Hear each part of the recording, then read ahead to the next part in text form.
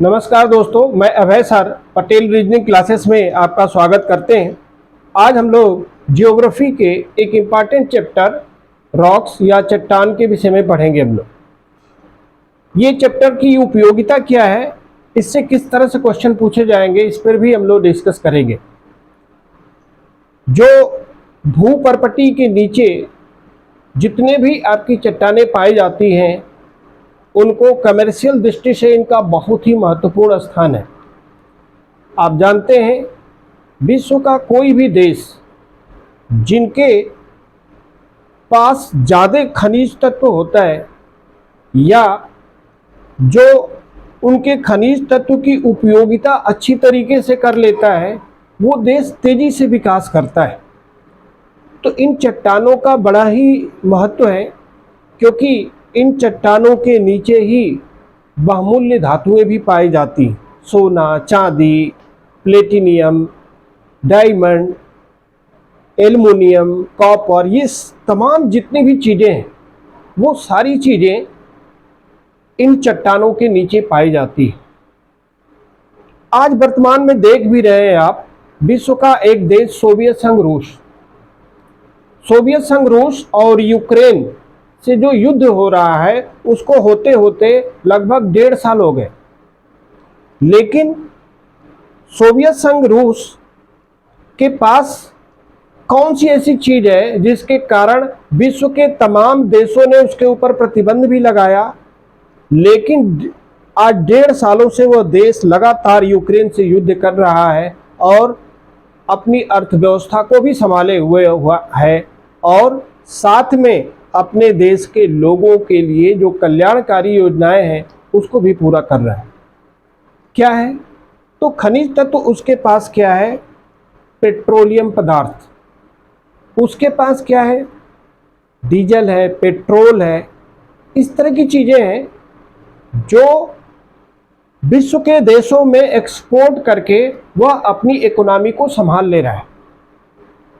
तो ये जो चट्टानें हैं, इन चट्टानों के नीचे जो बहुमूल्य चीज़ें पाई जाती हैं, उसका किसी भी देश के लिए एक महत्वपूर्ण स्थान है। जिस देश में जितनी चीज़ें पाई जाएंगी, जितनी ज़्यादा मात्रा में पाई जाएंगी, वह देश उतना ही इसका उपयोग करके तेजी से आगे बढ़ सकता है।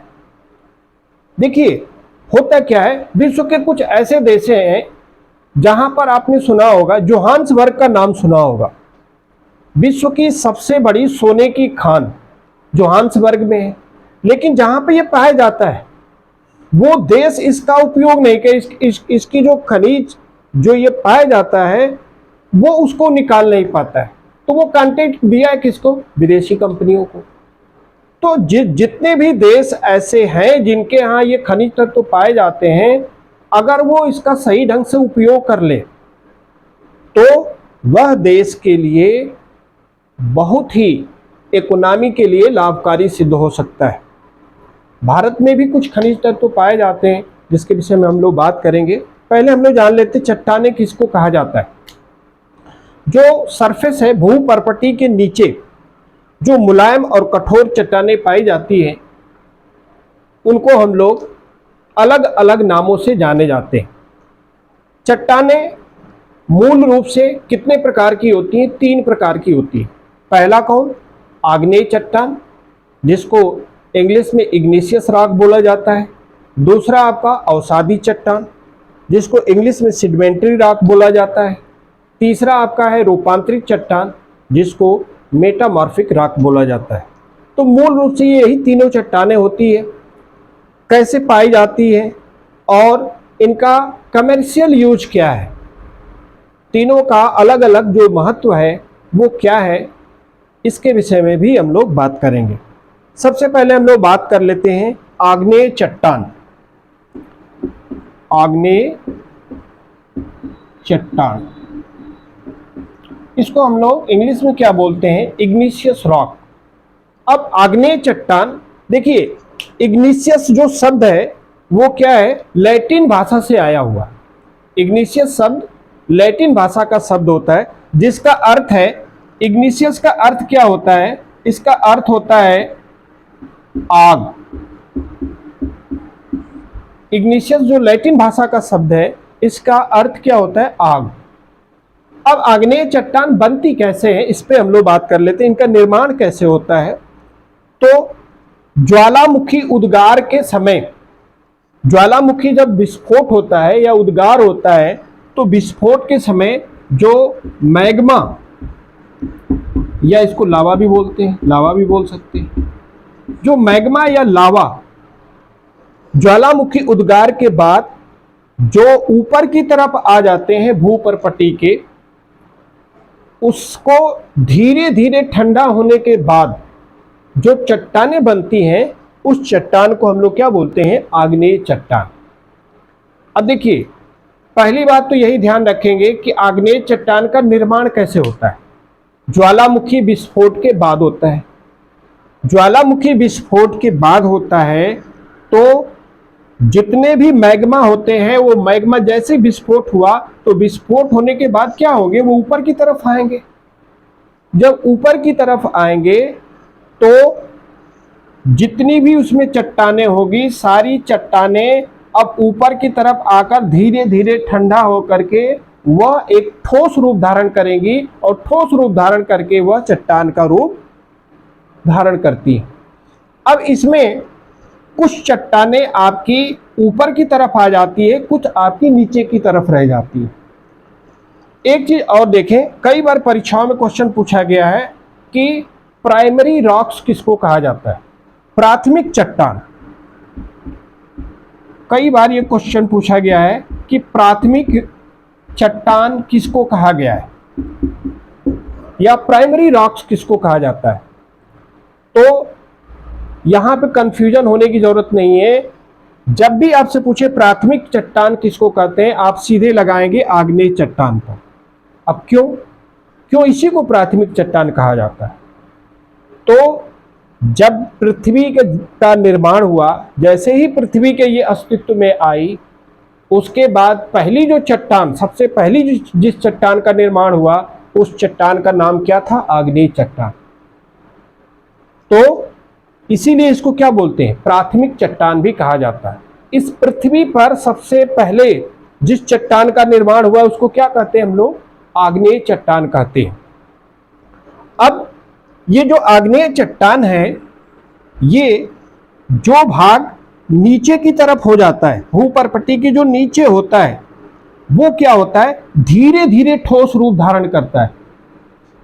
जो पृथ्वी के नीचे होता है वो धीरे धीरे ठोस रूप धारण करता है, लेकिन जब धीरे धीरे धारण करता है तो जो चट्टान होती है वो बड़ी भी होती है और कठोर भी होती है।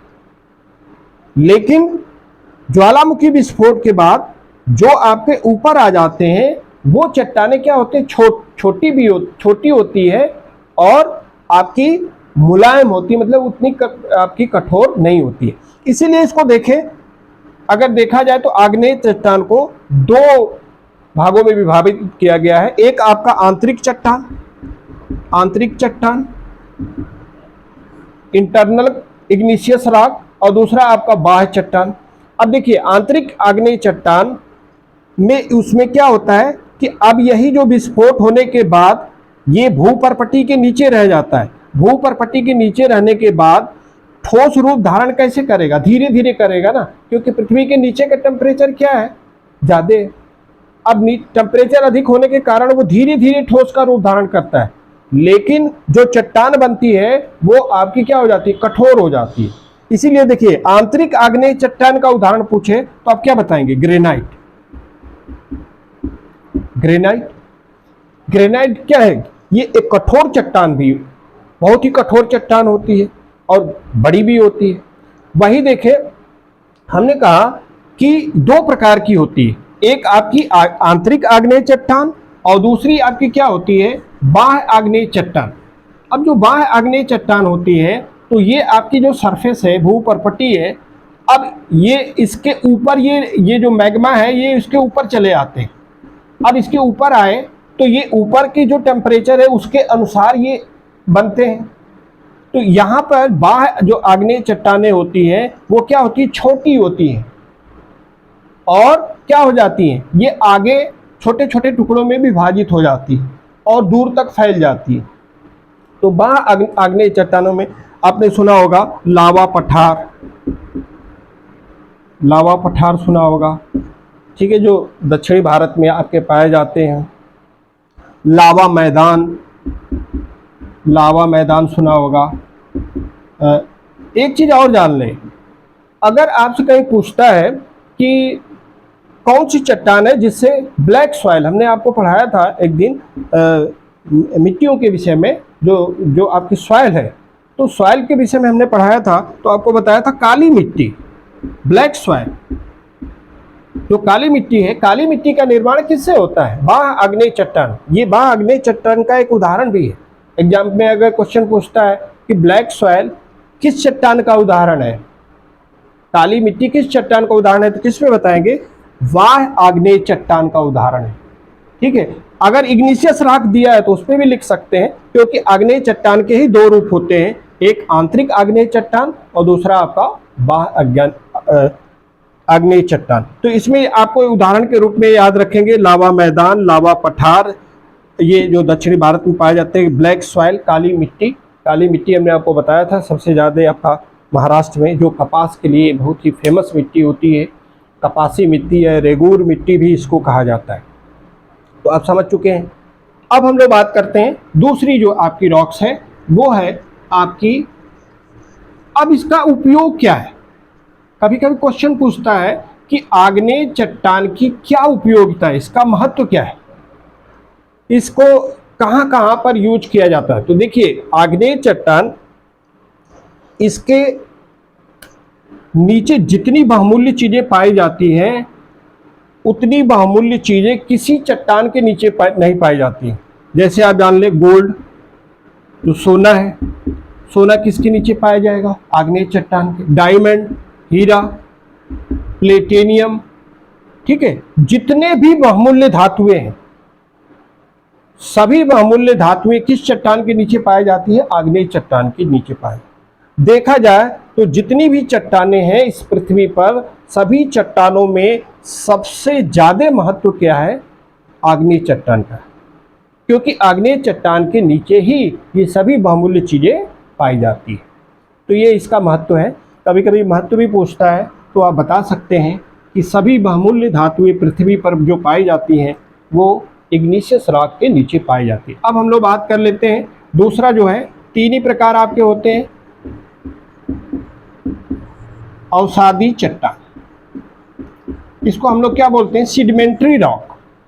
सेडिमेंट्री रॉक ये बनता कैसे है? एक फिगर के माध्यम से आप समझ लें कि कैसे ये बनता है। जैसे हमने आपको बताया कि ये सरफेस है, भूपर्पट्टी है, यहाँ पर जो आग्नेय चट्टानें, ज्वालामुखी विस्फोट, हमने बताया भी था। इग्निशियस रॉक को, इग्निशियस शब्द किससे? लैटिन भाषा के आग से बना है। तो ये आग क्या हुआ? विस्फोट हुआ इसमें। विस्फोट होने के बाद जब ये ऊपर की तरफ आया तो क्या हो गया? इसमें जो भूपर्पट्टी के नीचे रह गया वो आंतरिक आग्नेय चट्टान, जो ऊपर गया वो बाह्य आग्नेय चट्टान। अब अवसादी चट्टान इसी के बाद की चीजें हैं। अब इसी के बाद की चीजें, ये आपकी हो गई बाह्य आग्नेय चट्टान, ये आपकी क्या हो गई? आंतरिक आग्नेय चट्टान। अब यहीं से जो बाह्य आग्नेय चट्टान है, ये टेम्परेचर, ताप के कारण, जल बहाव मतलब अपर्दन के कारण, ठीक है, हवाओं के द्वारा, अगर यही चट्टानें क्या हो जाए? दूर तक फैल जाए, इनका निक्षेपण हो जाए, इनका विखंडन हो जाए, तो यही चट्टानें क्या कही जाती हैं? सेडिमेंट्री रॉक कही जाती है, अवसादी चट्टानें कही जाती है। तो इस फिगर के माध्यम से समझ गए होंगे, जो भाग नीचे रह गया आंतरिक आग्नेय चट्टान, जो भाग ऊपर आ गया बाह्य आग्नेय चट्टान। जब यही बाह्य आग्नेय चट्टान जल के द्वारा, हवा के द्वारा या निक्षेपण के द्वारा, किसी भी प्रक्रिया के द्वारा अगर ये क्या हो गए? ये आगे की तरफ बढ़ गए, तो यही चट्टान क्या हो गई? सेडिमेंट्री रॉक हो गई, अवसादी चट्टान हो गई। अब ये अवसादी चट्टानों का महत्व क्या है और इनके उदाहरण क्या है? अब देखिए, जैसे हम लोग मान लेते हैं कि जल बहाव के द्वारा है, जल की प्रक्रिया के द्वारा या जल बहाव के द्वारा अवसादी चट्टान के उदाहरण पूछता है आपसे, तो आप क्या बताएंगे कि अब पहला देखें, सुना होगा बलुआ पत्थर। बलुआ पत्थर सुना होगा, इसको इंग्लिश में क्या बोलते हैं? Sand stone. इसको क्या बोलते हैं? Sand stone. अब ये क्या है? जल अपर्दन के द्वारा, मतलब जल की प्रक्रिया के द्वारा बना है। तो इसमें क्या होता है कि जो प्रोसेस है वो क्या होती है? जल के द्वारा होती है। जैसे सुना होगा चीका मिट्टी, जो चिकनी मिट्टी है, वो भी क्या है? इसी की प्रक्रिया के द्वारा हो। और आपने सुना होगा कि लाइम स्टोन, जिसको हम लोग क्या कहते हैं? चूना पत्थर। चूना पत्थर कभी कभी उदाहरण भी पूछता है, तो याद रखेंगे उदाहरण पूछ देता है कि निम्न में से कौन सा अवसादी चट्टान का उदाहरण है। पहला आपको क्या बताया? सैंड स्टोन, बलुआ पत्थर। दूसरा आपका क्या है? चूना पत्थर, जिसको क्या बोलते हैं? Lime stone. तो ये भी क्या है? जल की प्रक्रिया के द्वारा ये बनता है। खड़िया सुना होगा, खड़िया, जो बच्चे उसको लिखने के रूप में कहते हैं, ब्लैक बोर्ड पे लिखने के काम में आता है। ये भी क्या है? जल प्रक्रिया के द्वारा है। तो अब ये यही एक ही आधार, आपका बेस एक ही है। ज्वालामुखी विस्फोट हुआ, जो भाग नीचे रहा, जो भाग ऊपर गया, उसके बाद विखंडन हुआ। अब उसमें क्या काम किया? टेम्परेचर, ताप के द्वारा, जल के द्वारा, हवाओं के द्वारा। अब जो चीजें वही जो आपकी चट्टानें हैं दूर तक फैली, उसी को क्या कहते हैं? अवसादी चट्टान। अब इसमें देखिए, जल के द्वारा हमने आपको बता दिया कि जल के द्वारा ये सारी चीजें आपकी बनती हैं। इसी तरह अवसादी चट्टानों हवाओं के द्वारा भी, जैसे मान लीजिए कि आपने देखा होगा कि कुछ जो है ऐसे क्षेत्र होते हैं जहां पर ज़्यादा से ज़्यादा आपके बालू होते हैं, बालू की मात्रा। तो हवाएं क्या करती हैं? कभी कभी तेज हवाएं उस बालू को एक जगह से दूसरी जगह पर लेके पहुंच जाती हैं। तो जिस एक जगह से दूसरी जगह पर जब जाती हैं तो वहां पर भी एक पठार का रूप धारण कर लेती हैं। तो वहां पर जो चट्टानें बनती हैं वो आपकी अवसादी चट्टान के ही उदाहरण होते हैं। अब अवसादी चट्टानों का महत्व क्या है? देखिए, अवसादी चट्टानों का महत्व बहुत ज़्यादा है, क्योंकि जो खनिज तेल है, खनिज तेल आपके इसी के नीचे पाए जाते हैं। साथ में इसमें आपके जिप्सम, जिप्सम का नाम सुना होगा, जिप्सम, जिप्सम भी इसी के नीचे पाया जाता है। अभ्रक का नाम सुना होगा, अभ्रक, जो भारत में आप जानते ही हैं, भारत इसमें पहले नंबर पर है। तो अभ्रक इसके ही उदाहरण है। तो ये उदाहरण भी याद रखना है। आपके जो मैगजीन है, मैग्नीज, टीन, ये सब क्या है? इसी के नीचे पाए जाते हैं। तो याद रखना है, इनके उदाहरण भी याद रखते हैं, इनका महत्व भी याद रखना चाहिए। अब हम लोग बात कर लेते हैं तीसरी आपकी चट्टान, जो हम लोग बोलते हैं उसको रूपांतरित या कायांतरित चट्टान। कायांतरित भी कहीं कहीं लिखा जाता है, कहीं कहीं रूपांतरित भी लिखा जाता है। अब बनता कैसे, पहले इसको हम लोग समझ लेते हैं, रूपांतरित चट्टान। अब देखिए, जब जो तीसरी आग्नेय चट्टान है वो बनता कैसे है? अब इसमें क्या है? आग्नेय चट्टान, जब आग्नेय चट्टान, और दूसरा क्या है? अवसादी चट्टान, अवसादी चट्टान। ये क्या है? ये भी अपने मूल रूप से चेंज हो जाए, आग्नेय चट्टान भी अपने मूल रूप से चेंज हो जाए, अवसादी चट्टान भी अपने मूल रूप से चेंज हो जाए। जब अपने मूल रूप से चेंज होकर के एक नया रूप धारण कर लेती हैं, तो यही चट्टाने को क्या कहा जाता है? रूपांतरित चट्टान कहा जाता है।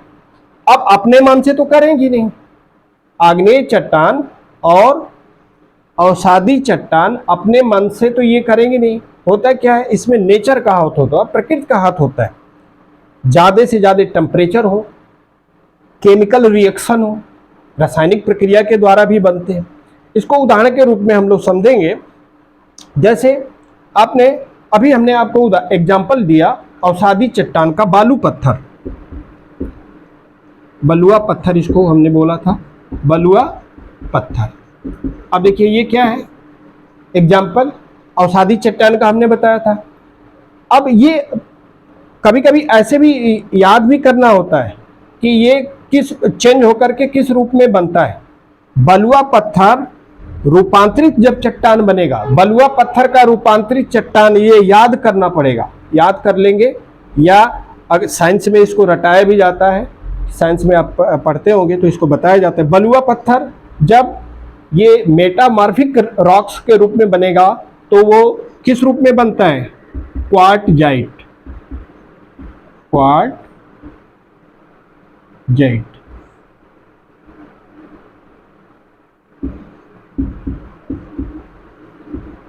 क्वार्टजाइट, क्वार्टजाइट की उपयोगिता क्या है? इसको पढ़ा होगा साइंस में।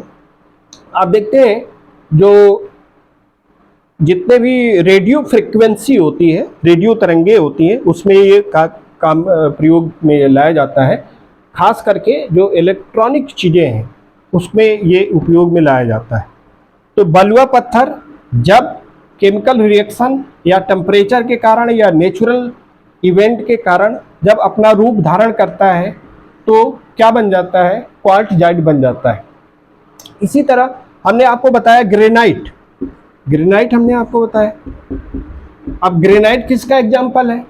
ग्रेनाइट किसका हमने एग्जाम्पल बताया था? आग्नेय चट्टान का। अब ये दोनों ही अपना रूप चेंज करके क्या बनते हैं? रूपांतरित चट्टान। ग्रेनाइट जब अपना रूप बदल देती है, रूपांतरित चट्टान होती है, तो उसको किस नाम से जाना जाता है? इसी तरह क्वेश्चन भी पूछेगा कि आग्नेय चट्टान में ग्रेनाइट रूपांतरित चट्टान में किस नाम से परिवर्तित होती है? तो क्या बताएंगे? नीस। तो ये नीस में चेंज हो जाती है। ठीक है। इसी तरह एक उदाहरण हमने आपको बताया था, चूना पत्थर। चूना पत्थर जिसको हम लोग क्या बोलते हैं इंग्लिश में? लाइमस्टोन। ठीक है। अब अगर पूछता है कि चूना पत्थर रूपांतरित चट्टान में किस नाम से जाना जाता है, तो क्या बताएंगे? जब चूना पत्थर आपका रूपांतरित चट्टान बनता है तो संगमरमर के रूप में बनता है। हम जानते हैं संगमरमर की कितनी उपयोगिता है। आज के समय में ज़्यादा से ज़्यादा घरों के बनाने में उपयोग किया जाता है। तो अब वैसे भी देखें, जो अवसादी चट्टान है, अवसादी चट्टान की सबसे ज़्यादा उपयोगिता देखा जाए तो आजकल घरों बनाने में ही उपयोग किए जाते हैं। घर के बनाने में ही इसकी ज़्यादा उपयोगिता है।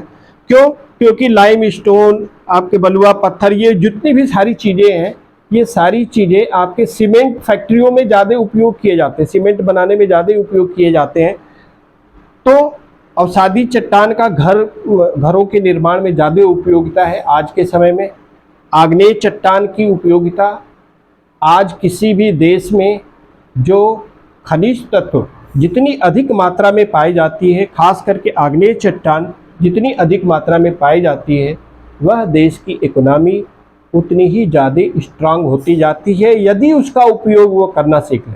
ठीक है। अगर आपके पास मान लीजिए कि खनिज तत्व है लेकिन उसका आप यूज नहीं कर पा रहे, उसको निकाल नहीं पा रहे, बहुत सारे ऐसे अफ्रीकी देश हैं जो गरीब हैं, वहाँ पर यूरोपीय कंट्री के देशों ने पहले से ही अपना वहाँ पे कब्जा बना रखा। वहाँ पे बहुत सारी खनिज तत्व पाए जाते हैं। क्या किया उन लोगों ने? उनको पता ही नहीं था, ना उनके पास पैसे थे, ना टेक्नोलॉजी थी, वो नहीं निकाल पाए। तो ये लोग जा करके अपना निकाले। उसका सबसे ज़्यादा फायदा यूरोपीय कंट्रियों को मिला। आज देखिए यूरोपीय कंट्री कितनी तेज आगे बढ़ गई। तो खनिज तत्व पाया जाना जरूरी नहीं है, खनिज तत्व का उपयोग करना जरूरी है। और ये जो बहुमूल्य धातुएं हैं, ये नेचर ने, प्रकृति ने दिया है। जिस देश में दिया है उस देश की अर्थव्यवस्था आगे बढ़ सकती है। तो थैंक यू दोस्तों, जय हिंद।